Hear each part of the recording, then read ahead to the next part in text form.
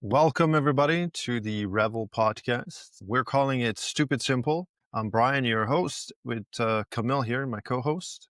We are also co-founders, REVEL. Where do we take it from here? This is our intro episode with Kamil. We wanted to kind of set the tone for what we envision for the show, where we'd like it to go, where we'd like it to take, why we're doing it, what the listeners and people that are going to be tuning in can expect from the show. And we decided to do like a little intro episode, just me and Kamil talking about Revel, us, and the show, and where we're headed, and some of the things that we've done in the last couple of weeks with Revel, and give everyone kind of an overview, high level overview of what we hoping that the show could do for us and for the listeners and for the robotics AI space. So why are we doing this, Kamil? Why are we doing this?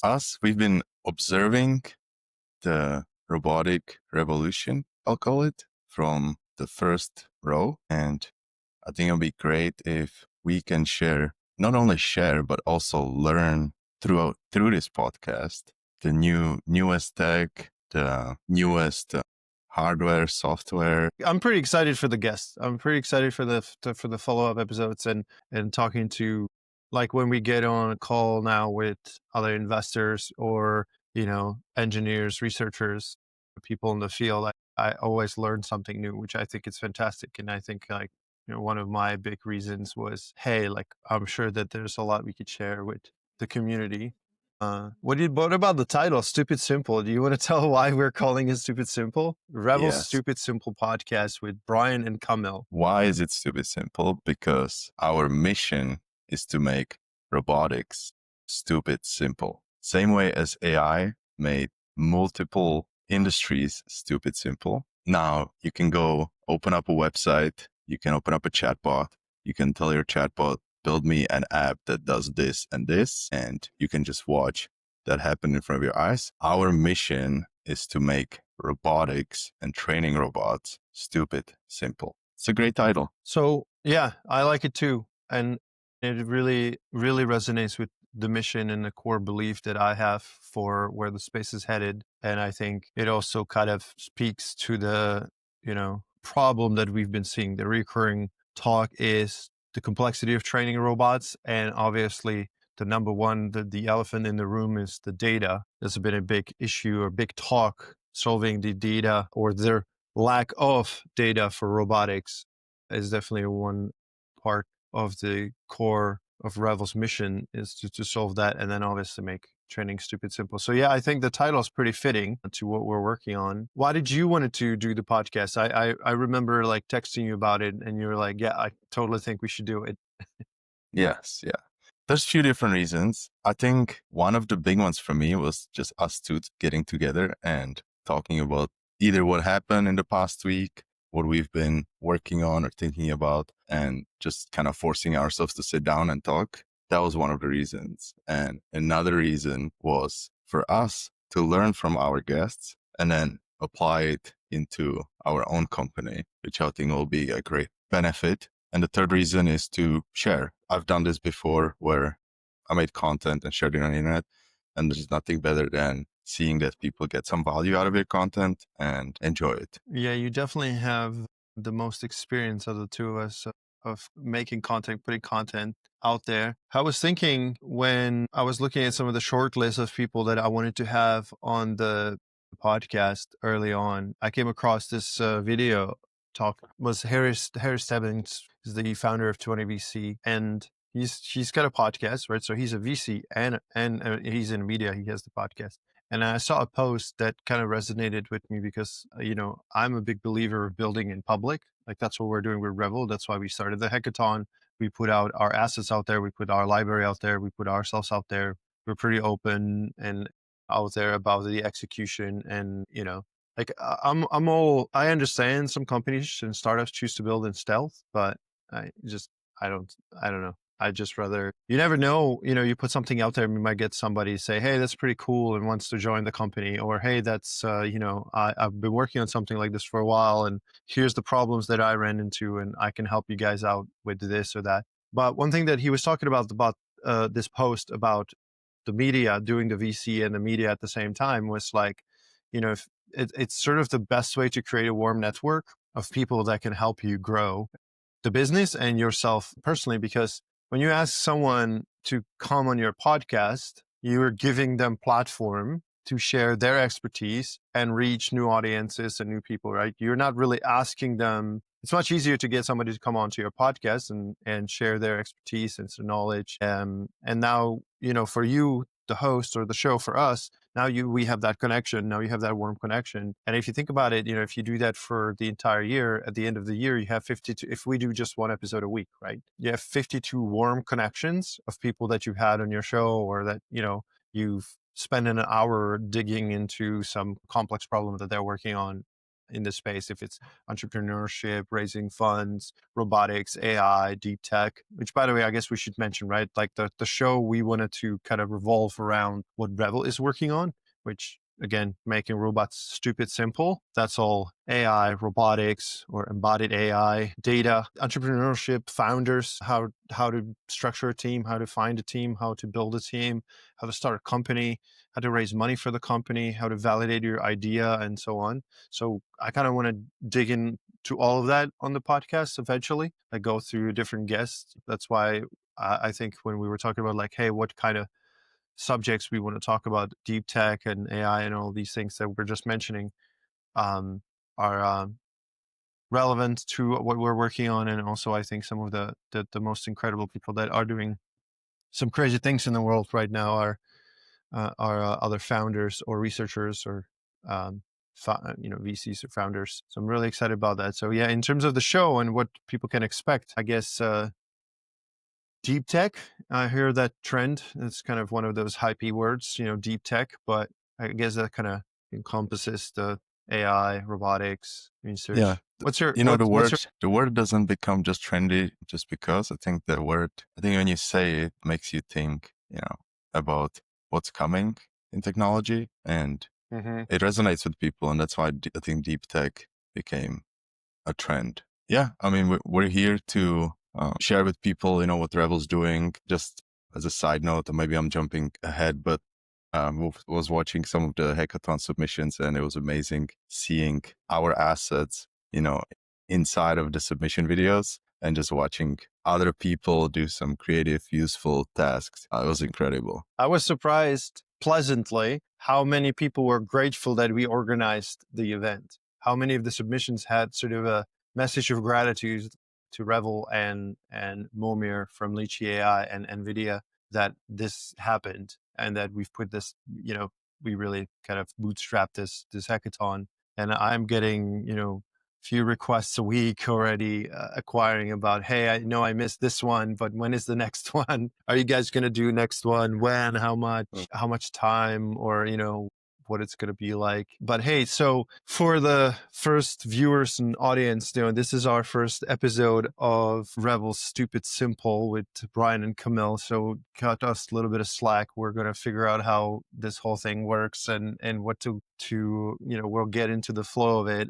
I actually did a podcast, so I've done, and you've done the content, and I've done like 60 episodes of podcasts about the film industry. And sometimes I would record like 4 guests in a day on the weekend, just to get as many episodes pre-recorded. So one thing I'm going to tell you, Kamil, is that this is going to come out after the announcement of the winners. So me and you, I saw in your Google spreadsheet, I saw your kind of favorite number 1, 2, 3, 4, 5, 6. I saw where your mind's at, and I didn't look at it until I put mine in, and that's good. Our top 4 or 3 were identical. And there were some incredible submissions. Yeah, and then I guess you guys have seen them by now, so. Yeah, and we announced the winner. But humanoid, humanoids, drones. That's what I was most surprised by, is the variety of pick and places. We had humanoids, we had drones, we had arms, manipulators, humanoids. So where I was going with the explainer of that, we're gonna keep this show a little bit loose, but we did write a little bit of a structure here. So I'm gonna try to follow it throughout the recording of this, so we try to make some sense out of things.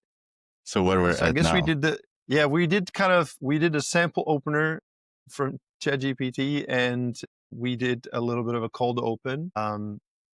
And then host intros. Who are you? So, yeah, why don't should I introduce you or just kind of what? Let me introduce myself. Yeah, do that. I'm Kamil Dushiovsky. I've been content creator in the past, but as I lived to my 30s, I moved over to the tech industry and I work as a software engineer. Started a previous startup where I was a technical co-founder, and now I'm moving over to REVEL, where I'm acting as CTO and a technical co-founder. Okay. Hey, you went back to school pretty late in like you were pretty not later in life. You went back to school and went complete like full degree and everything. Do you have any regrets about the school and like the education or education cost or university or the time you spent there versus like just getting on building a company or getting or do you think like you actually needed the entire university or maybe you've gone for like one of the Google programming courses or something? Yeah, that's a How good do you feel about question that? because, going to school in your late 20s was kind of a big decision because you're like, do I want to spend 4 years of time right now, dedicating to this? And for me personally, it was an amazing decision. It's because it got me here, right? I build Hmm. software every day. I got this knowledge now. Now, did I need to be in school to gain that knowledge? No. But did that school help me get to the place where I am now? Yes, absolutely did. And I think from when I was little, the computers and technology were inside of me.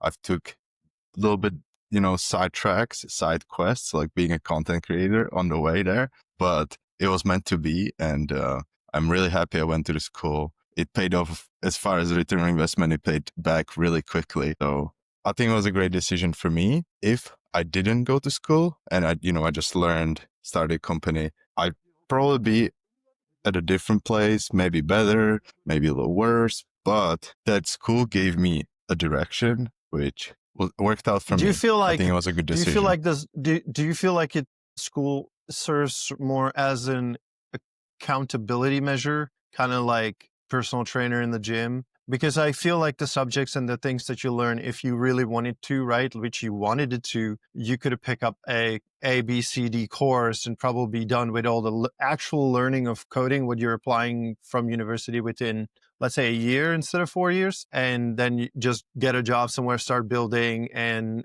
learn. I'm a big believer that you learn the most on a job. So I introduced myself, Brian Walker, CEO of Revel, and kind of the visionary brain, and then Kamil tries to basically convert my crazy ideas into a tech stack that actually ships, that works. I love when I spend 5 minutes talking about something to Kamil, and at the end of it, he just says, "I have no freaking idea." But sounds great. Like we should try to do that. I try to lead from common sense. I think that's my biggest thing. It's like this should be possible, and if it's not, let's work on making it possible. And if there is some kind of a breakthrough in tech or a stack or software that needs to happen along the way to make that happen, I'm like, well, then we got to make that happen.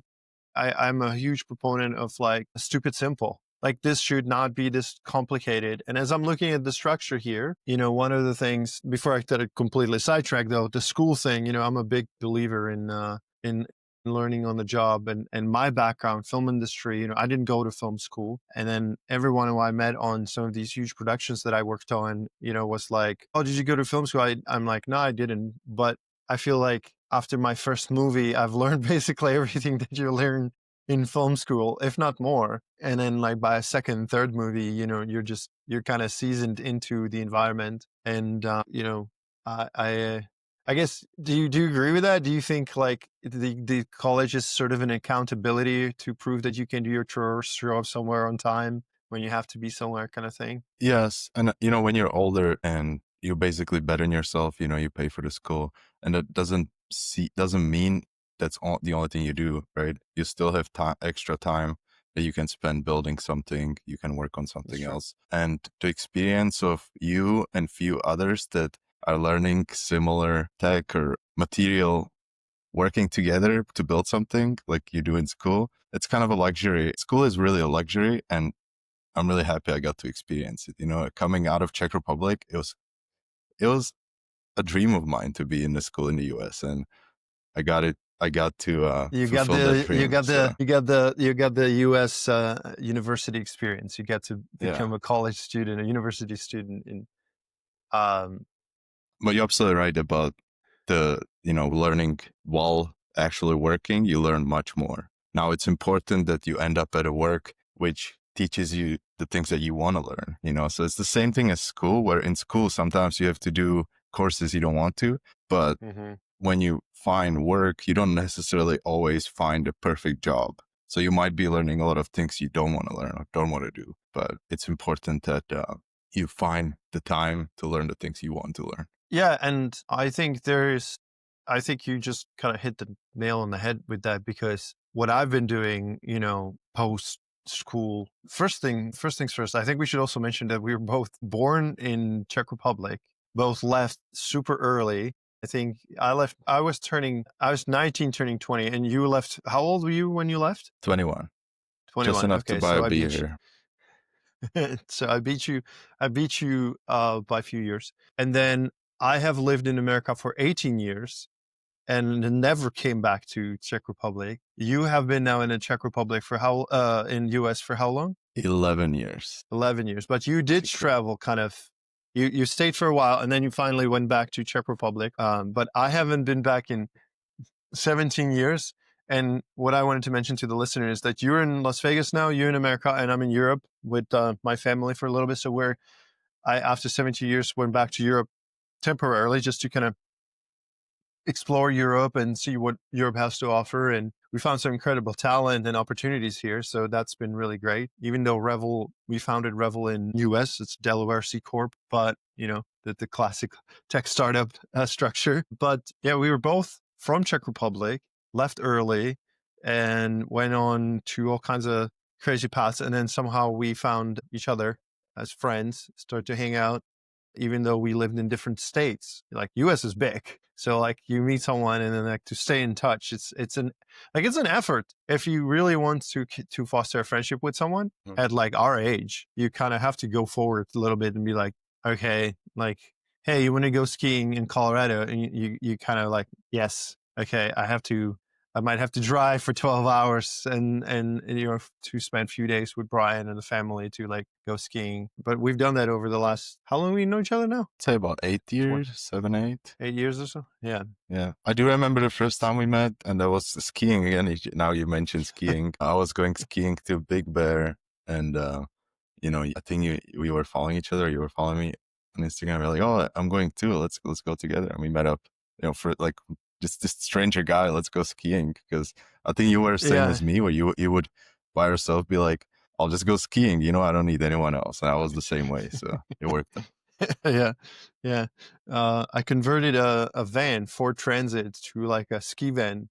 And do you remember the one winter where we took it across like a bunch of resorts, and like I would drive through the night and you try to sleep in the back, and then you would drive and I try to sleep in the back.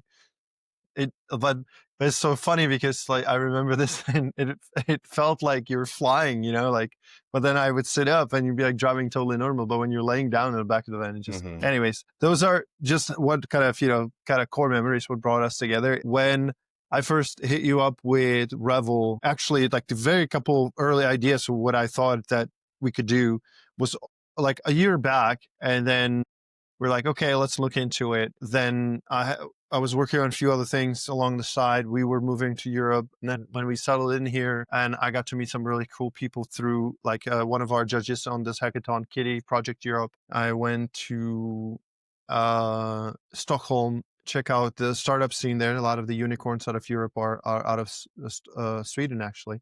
Didn't know so many. It's actually like, I think majority of unicorns out of Europe are from Sweden. Incredible place. Really loved it. Even with my wife, I had to sell her on the idea that we're going to change her birthday plans and go to a hackathon in Stockholm on her birthday instead of like a romantic getaway in Prague. But now we're here and I'm super, super excited about it. And then I kind of approached you and I was like, hey, I really think that there's a big problem that needs to be solved in robotics and embodied AI. And then when I saw which goes along here with the structure that I wrote down here. The next thing was the why this show, like why now, and the problem we see every day. So a couple of the things that I see that I noted here was the wave of humanoids. I mean, I watched the first Optimus or the Boston Dynamics robots were amazing, but they're like the first humanoid that came out of Tesla was pretty incredible. And then the Gen 2 and so on. And then when like Elon said, hey, this is going to be the biggest product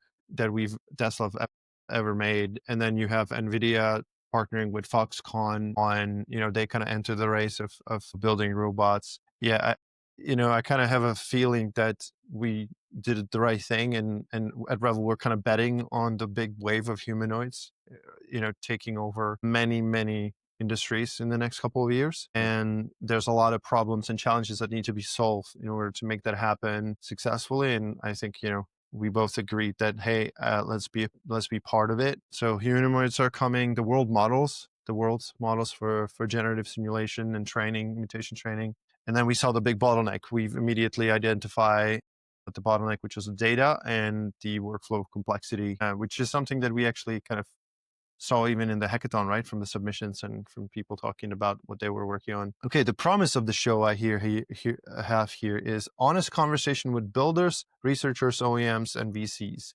Practical, no fluff. Yeah, I think you agree with that. We want to have people have just kind of open conversations about the current issues and problems in robotics and how we are solving that, or how they are solving it, or how they could help us solving it, and so on.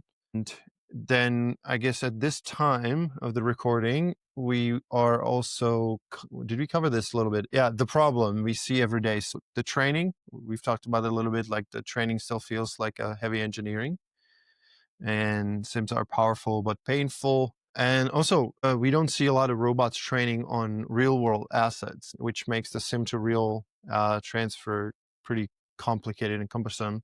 So that is something that we are focusing internally at Revel quite heavily. And that is that the data and assets that we want to simplify the training for robots with is data that actually, is used in the world, like in manufacturing, warehousing, construction, and so on. I think that's a pretty important part. What else do we got here? What did the hackathon, I'm going to ask you this question. What do you think the hackathon version 1, the first one we did, which by the way, we said, hey, let's do Revel. You were like, okay.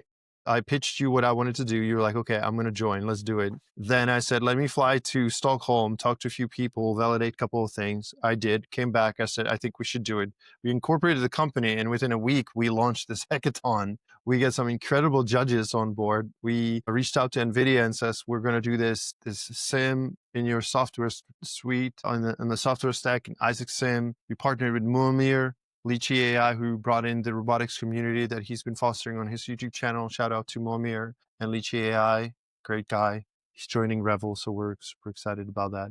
But yeah, the question is here, or this kind of a note, and you can talk about that for a second. What did we validate? 1 or 2 lessons, plus maybe some stats from the hackathon. What do you see as the biggest takeaway for us from the hackathon, from the first one that we just did? So as I listened to feedback from more than 120 teams. First of all, we didn't expect that many teams signing up, which was amazing to see. We were really happy about that. And I got to, be in contact with more than 120 excited people about robotics, which is awesome. And that's teams, right? That's teams. We had 125 teams, and then total participants was more than 300. Wow, that's crazy. Okay, cool. This means, I talked to 120 team leaders, I might say. And then we had, more than 300 people working on this, maybe more than 400. Okay. Now, what we saw, or what I saw, talking to people is getting from, I want to build this policy or, make my robot, my manipulator do this, to the actual training part and, documenting the results. The setup is quite difficult, and it takes a lot of time and effort. It takes a lot of troubleshooting. It requires a lot of extra overhead, which I find unnecessary. And as you guys see this title, this will come into play in a bit, because we want to avoid this. We want people actually putting the work in to policy or the goal that they want to accomplish rather than troubleshooting why is this software not working, or why is this version of Python or not agreeing with this software, why is this GPU driver not working with this tech. We want to avoid that, and we want to figure out a way that will put people actually working on the problems that they want to solve rather than on the extra overhead and extra troubleshooting that they have to do now. And as we observed, from feedback, because I made sure to collect feedback of, okay, what did you struggle with throughout the hackathon? What exactly was the biggest obstacle in your project? What did you succeed with? What did you not succeed with? And the biggest obstacles we noticed was getting the software ready, getting the software working so they can actually do the work, do the training, and build the policy. And then I think you shared with me also that when you build a project, you kind of come up with the training, what you like to do. And then a lot of these guys don't have the compute locally, and they don't have the powerful enough hardware to do the training. So they kind of have to ship the product, essentially the build, right? And they have to ship it to cloud. And I feel like the integration there is also pretty cumbersome, and it's not quite, there's a lot of different solutions for that, like NVIDIA Brev or AWS, Azure, Microsoft Azure, like there's a lot of cloud solutions, right? But that is like engineering challenge of its own, right? To then like shipping your product to basically get the training done on a cloud. Yes, and it's costly doing it on the cloud. So for the hackathon, we had a team that ran out of $1,000 of cloud credits, and I was like, wow, you guys you guys put in a lot of money into this, which is amazing. And we had a big prize pool, so I understand, but we want to. I think they said they ran out of 1,000 and they needed another 4,000 or 5,000 in order to make it work. No, they're ready for the next hackathon we're posting. They're waiting patiently and ready for it. And we love to see that. Like, we've had some amazing results out of this. So I'm looking forward to what they're going to build. Okay. So we learned that it takes a lot of engineering power, resources in terms of money and time to set up the new training policies, to teach, even as a simple pick and place task, which this is what the hackathon was, right? It was a simple challenge we wanted to do. And I say simple, right? It could be quite challenging, actually, pick and place, like, especially when you're programming like a drone. It's like, because drone can do a pick and place.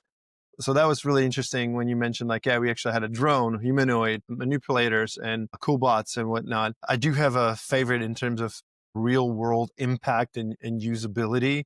I'm not going to talk about it now, maybe in the next episodes after there's some time between the announcements and the winners. Okay. So, and the cloud, so I guess those are kind of the biggest takeaways that we learned from this hackathon. And do you think it also validated for us as REVEL to, as a startup, when I came to you with the idea of the hackathon and what I saw in Stockholm when Project Europe and Project Lovable did the hackathon, and we went there and we bought early version of Ray, which is REVEL's intelligence, kind of a Jarvis for REVEL's agentic system. We backed that team in that project. They did incredibly well, and they built sort of the version 0, version 1 of Ray for us. I saw a huge opportunity that presented itself through the hackathon, which was recruiting talent. I'm so surprised how many people that are full-time employees of like major companies from Tesla or major universities like MIT that will join hackathons, will hop on hackathons and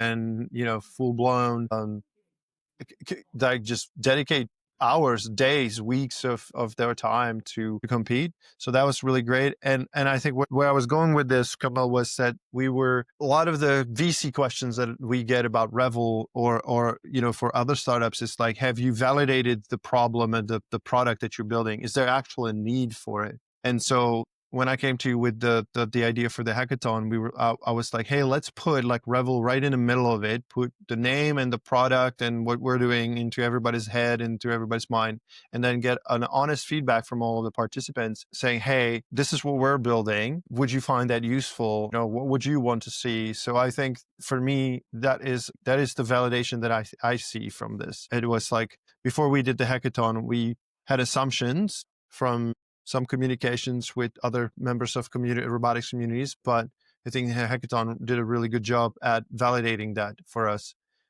Pretty hardcore. Like, yeah, like the training needs to be way simpler, which brings me to the next section here, which is high level of what we're doing at Revel, and just to kind of cover what we're actually building. I'll take a quick stab at it, and then you can add some things. But at a high level, we're working on a platform that will allow robotics to be trained from a prompt. So we call it prompt to train, and we have sort of subsequent products underneath that make it all work, from pretty complex agentic systems to data collection and data curation and labeling and whatnot, to train up these new robotics policies. But ultimately, the platform is our core product that we're working on. And the goal is sort of, I think, Kamil, you said it in the early times of the podcast today, was, the same way you can go on Lovable and you can say, hey, I really want to build this app that does ABC. At least to the stage of prototype, you can do pretty well with these sort of vibe coding tools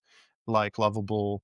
I think System or Stash 44 is another one that's really popping off now, and a few others. So at high level, we have a platform that we're working on that we can announce the name and everything within the next couple of weeks, as we're coming to the end of September. I think somewhere mid-October, we'll probably go announce a few things about that platform. And then we have something that we're announcing actually. Well, we're going to be announcing it next week. And this is being recorded a week early, so we can say that already because it's already been announced, actually, now I realize, which is Revel Core. And that is the agentic system that goes out, looks for the data, will most likely to be used with robotics in the next 6-12 months to a year, 2-3, that will make the combination of training and that particular tool or asset most valuable going forward. So really happy and excited about that. Yeah, what do you think? That kind of covers it, right? Making robotics training stupid simple. That's the name of the podcast as well, Stupid Simple. And that's kind of at the core of our mission. And how we're doing that is with a platform that will allow users to basically import or select a robot from a library and then basically go from a prompt to training up a new policy, compute, integrate it on a back end with with an accurate calculation of what the cost before you run it, obviously. So if you come up with an idea and you want to train a robot to do something, it will collect the right data, process the training curriculum, and kind of everything happens for you on the back end of it, and then prepares it to create a new policy, gives you a calculation estimate on what it's going to cost in terms of compute, and then kind of, you can go from there. So at a high level, I think that's, did I miss something important? No, the main thing is what we want to accomplish is teaching robots with sentences, instead spending days on setting up your training software, simulation software, and transferring to cloud, and spending, maybe a day to troubleshooting the environment to make sure that your software is working. And that kind of happens every time you want to train up a new policy, right? Like, it's not like you set something up and then you're like, okay, done. And then once you finish that policy, you go into training a new policy. You kind of go through that whole same process again, validating the assets, the physics and whatnot, and the environment. And it's an endless loop of wasted time and energy and resources of the engineering talent. So that's what we're on a mission to solve. So I already asked you about the takeaways from the hackathon. Do you have something you wanted to add, or you want me to move on to the next one? Takeaways, since the results were released already, and other takeaways, there's incredible amount of people that want to hack at this, and they want to go through this trouble and build something, make robots do something useful. My favorite, now I can say it, is the hospital. Actually, maybe you're surprised, but that's a real world problem that is solved during our hackathon. Serving people at a hospital food on a tray. It's my favorite too. You don't know it because today is the day when we are picking but that's mine as well. Yeah, I thought that it was the exact reason. It's like, yeah, that is definitely a job that can be automated to a job to, like, basically take the trays of food and bring it to the patients throughout absolutely. And then the language models too, where they're controlling the pick and place using language. That's incredible too. Really great job, guys. And the drones, because I can't wait. Amazon's pretty fast in the US. Like I just ordered something last night and it's here 8 a.m. But if a drone brought it, it could be faster. So if we recap the hackathon, I think it's definitely been a success for us, considering how quickly we put it together, considering how much money we raised out of just a few incredible partnerships. I think that's amazing. How many people signed up, how many people total and participated, how many submissions we actually end up receiving in the end was also pretty amazing, actually. We don't know right now the winner, but we know kind of who we like.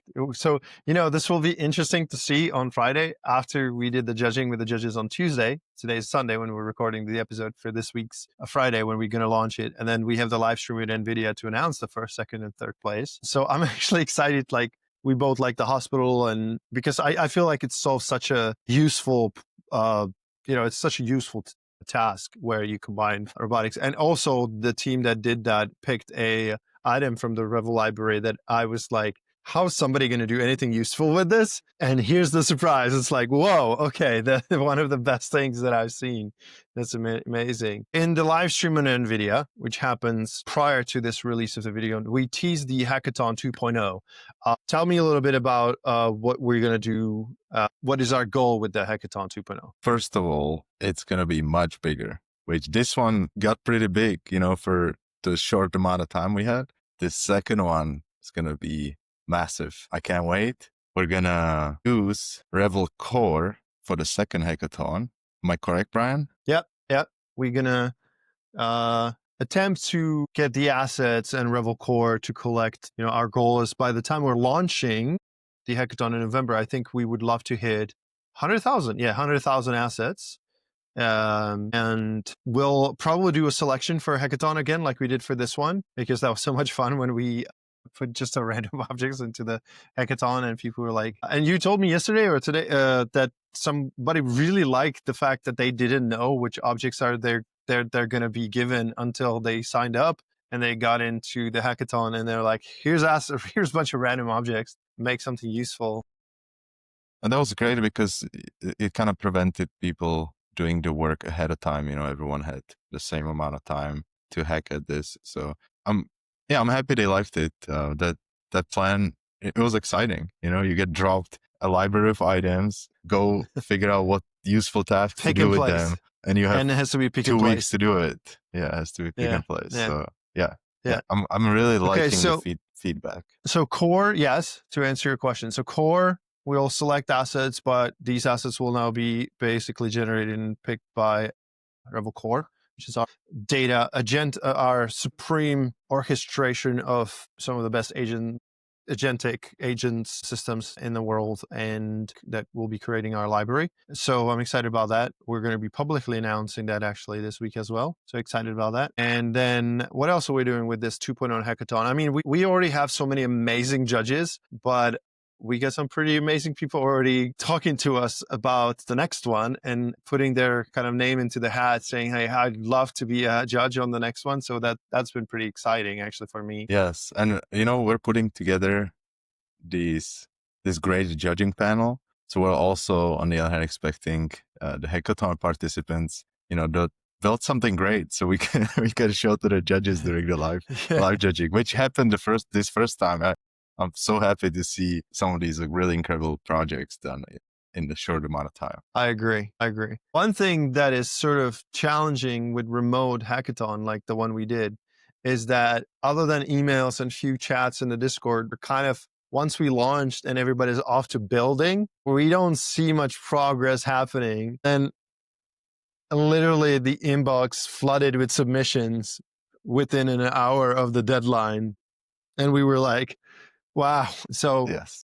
I'm super proud of, hey, by the way, like Kamil, you did all of the emails and correspondence with all of the participants and all of the technical questions, and you got the website and the library assets and download, like all of that. So I wanted to say thanks for stepping it up and delivering, because like we've really pulled this hackathon together, like what was it, 10 days, and we launched like from we were like incorporating, and then and we're like, okay, let's we started the pool with $1,000, and got it all the way to, I don't know, actually I can't say, because at this stage we're still talking to some sponsors that might come out towards the end, so I'm not sure exactly when we landed, but as of the recording we were already at $6,000, which is amazing, and we got some really incredible sponsors. So we want to, definitely we're going to do some other follow-up episodes. The plan for the next few episodes, right, Kamil, is to have the winners from the hackathon on a podcast to talk about the projects and kind of what gets them going about robotics. And then a couple of the incredible sponsors. We'll have a few slots for talking to some of the amazing sponsors that we've had and supporters.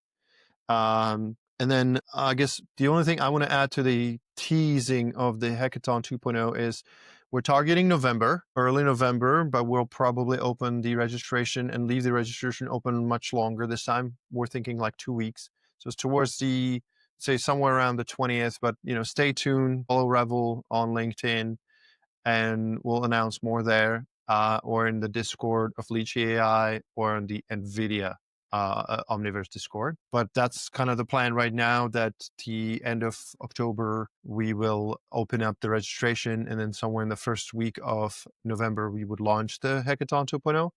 I've been telling Kamil that my goal with the Hackathon 2.0 is to multiple X the, and I don't want to say the number I've been using because Kamil says we don't want to associate ourselves with the other brand, and I agree. But we want to multiple X the prize pool, the reach, and sort of amazingness of the judges. We want to multiple X the prize pool. I said that the participants, I think we had 125 like registered teams.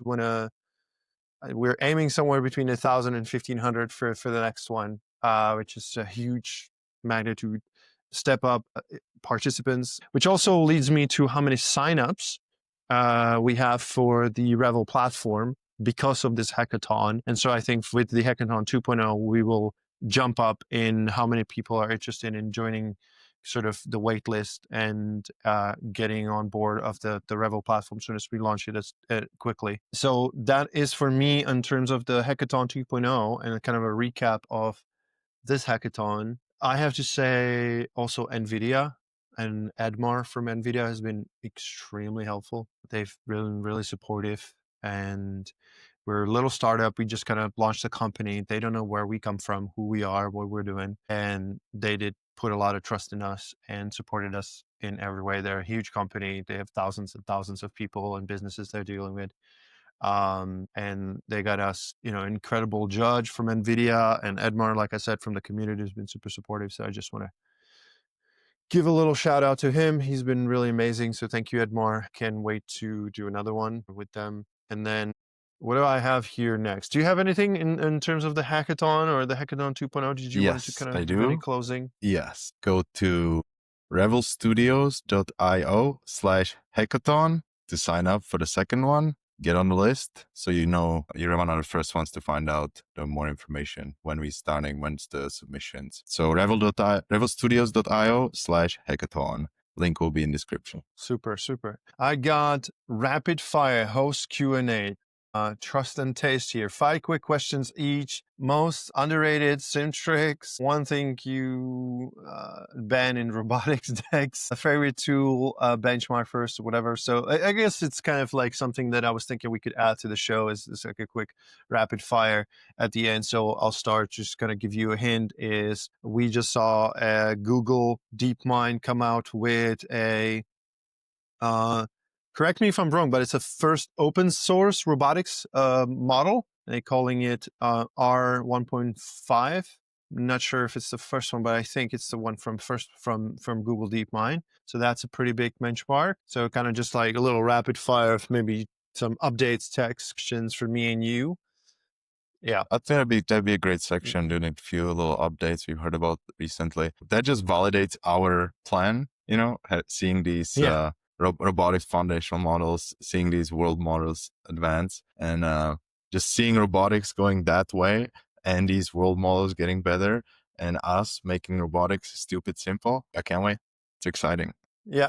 Which brings me to maybe one more thing that we can kind of go from high level in terms of what we're doing is we took a big bet, or I took a big bet, and you were like, I'll trust your gut on this, which is, I appreciate it, man. Thanks. But I told you a while back, I believe that we are headed to the point where the models and the training of robotic, of the new policies and new behaviors and skills and performance will be able to sort of be done off of imitation and video training only. That's the only thing you'll need is sort of demonstrative videos and training. And so we took a big bet saying, hey, like, let's put all of our kind of focus on that direction. And in the last 2 weeks with the Google DeepMind R1.5 Figure announcing, by the way, another news, right? Figure just closed their Series C over $1 billion. They just raised over $1 billion, and they released the Project Go Big, which is their partnership with a company that owns like 100,000 residential units across the world, where they're collaborating with the residents to basically collect video data of videos of just millions of different scenarios of these people doing basically household chores, tidying up, choring in certain things, cooking or cleaning up, and taking your dog out, whatever, that they're going to use in their pre-training data set collection to train the next model of Helix. And that was a big, how do you call it? Like when your sail of your boat, like you get a lot of big push from the wind, it gave us a lot of motivation to continue, and then felt really good on my end too, that I feel like the bet was paying off, and that we're actually thinking the right way and moving in the right direction. When I see something we make or we provide validated by the hackathon, like our asset library got used in the hackathon, now our library is going to grow massively into REVEL Core, and I cannot wait to see the submissions and read the write-up that about the team's project, and to see that they've used our library or something that REVEL provides in the right way. That's what I'm most excited about. What is the one thing that you feel like we need to improve the most on in terms of robotics that maybe we're working on at REVEL or not working at REVEL? What is something that you feel like it's the biggest concern? Biggest concern, the training cost, knowledge gap that people have to jump through to get to a point when they can train new policy, new skill in the robot. I think that's my biggest concern. That's going to be a big obstacle people have to get over to, be able to take advantage of what robotics and the humanoids are going to do in this world. So I think once we get over this obstacle, it's going to, be a rocket ship, as they say. You're right. And I've observed this in the field because, I have a Tesla. I have a few friends that have a Tesla. I love self-driving, and, I oversee, make sure the car, right, the robot is actually doing what it's supposed to. Sometimes it sketches me out a little bit. It seems almost too human in the way that it makes mistakes. But I observe my friends that are maybe scared of this the full self-driving, and they bought this amazing machine that has all this capability, but they're not willing to use it to full potential, basically. And that's something that will come with robotics too, right? When I come with my humanoid, show up to a friend's house, or they come over to my house, there's a humanoid there, they will be very skeptical and worrisome of basically what it can do, right? That's the worrisome with the self-driving car. Is like, oh, I'm not sure what it can do. I'm not sure if it makes mistakes. That's going to be one of the problems too. And that's going to be an important problem to solve, creating boundaries around what the robots can do. It will be interesting to observe like household pets and animals when all of a sudden, people going to start having humanoids at home, like doing their dishes and laundry, and maybe even giving the cat or a dog like food, and then giving them the bowl, and then a cat or dog just looking at this robot thing that just goes like, weep, weep, like, here you go, little guy. Yeah. Now you say that, I think of a humanoid holding my cat, and that actually scares me too. But it will be, I think, when we get to a point of anyone being able to train, I think that's going to bridge that gap, and it's going to make people more comfortable when they are able to train a robot to do something, right? When I'm able to train them to water my plant in a way that I like it. That's gonna, I think, make people much more comfortable with them when they're able to teach them something. A rapid fire question for you, Brian. What is the first thing you're gonna automate by using a humanoid when you have him? The first thing, like okay, I got your question. What do you want to outsource to him? I want to outsource something actually kind of not for me per se. Well, it's for me. So happy wife, happy life. I want to outsource the thing that my wife hates doing the most, which is doing dishes. So I want him to be able to load and unload the dishwasher and take the dishes away and separate and put it into, all the correct cubbies, and like laundry too, like take the laundry, take it out of the washer, dryer, hang it, put it away, fold it. That because I'm building this company and my wife is a stay at home with our kiddo, right? And if she has more free time from the chores, so I would be pretty excited about. And for me, okay, the question was to me, meal prep. Like having a amazing meal prep, like just nutritious, delicious foods made fresh, where I don't have to worry about the grocery shopping, the ingredients. I just say, these are the amount of calories I want to eat. This is the amount of protein, carbs, and fats and whatever. And I can just have amazing like meal prep. It's kind of like, yeah, that's pretty amazing.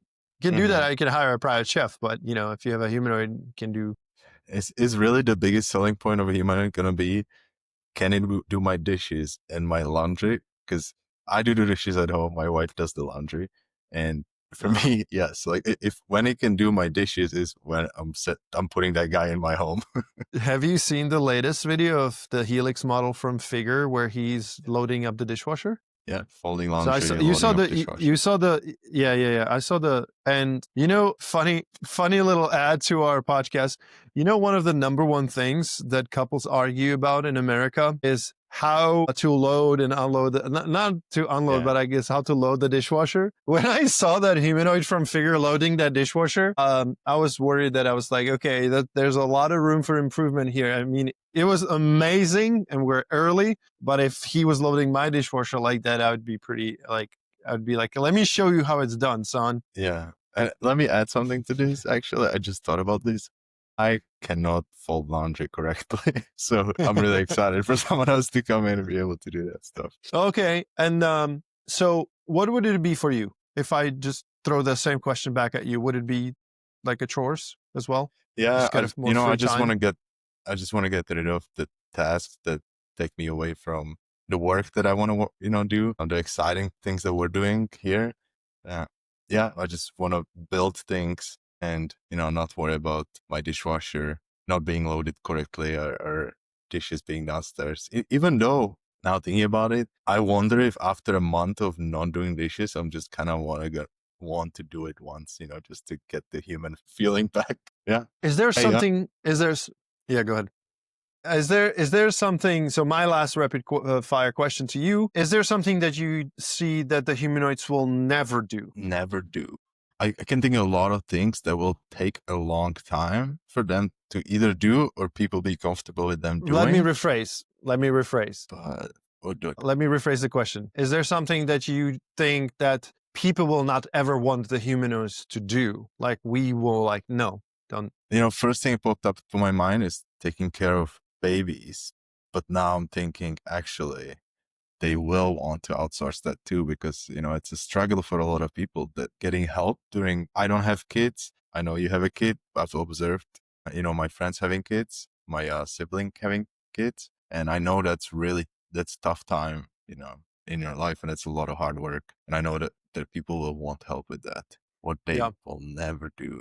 I guess the things let me get to it. The things you love doing, like you don't want to outsource the things you love doing. So whatever is your hobby or your go-to passion, that's you don't want to outsource that. Yeah, let's do some call to actions. Make sure you sign up for next hackathon if you're interested in hackathons. Sign up on revelstudios.io if you're interested to find out more about our platform. Join the waitlist, and I'm excited for next episode. Yeah, we're gonna have some guests. We're gonna talk to people, that have boots on the ground and that they hack away at the projects. So it'll be exciting. Yeah, I think I want to second the signups. I think it's super important for us, obviously. So we're super grateful to the hundreds of people that already have signed up for the platform so far. the stuff that we put out about the platform is that it is sort of going to be this prompt to train simplification, stupid simple of training robotics. But one of the things that is super important for us, and this is why we're doing the hackathon, why we did this first one, why we're doing another one, is building in public and building with the community, getting a very close loop feedback from the early adopters. So anyone in robotics who wants us to succeed and help us solve this faster, if you sign up, you'll most likely be among the first few thousand people that will have access to the platform sort of pre-beta, where we're developing the version 0.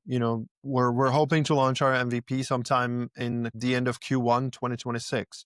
So roughly 5 months from now. But we'll have sort of early access to the trusted sort of folks in the hackathons, the early stage signups. So please go to the website, sign up for the platform. We'll be sharing a lot of emails with you in terms of the progress and getting feedback. Because I think one thing that I take away from the hackathon was it's been a great decision for us to build in public and getting in feedback and learning from the community, because you just multiply, like you just think there's a problem and then you hear from 20 different people and all of a sudden you see problems that you didn't think even was a problem or was a concern, and immediately we can incorporate that sort of into, so having that pre-launch of our platform, even kind of a customer feedback is super important. So I just wanted to second the signups and the call to action. Please go to our website or the link. Where are we putting this, Kamil? We're putting this on our YouTube channel, right? And then we're going to post the episode on our LinkedIn. socials on LinkedIn. And then So we make sure doing you guys comment below on what would you like to see here? Who would you like to see here? Which guest? Because I am certain that Brian can get any guest on here. So please comment under and repost this if you can. That'd be awesome. Subscribe and share with your robotics friend. So this was fun, man, for our first episode. I really enjoyed it. Yeah.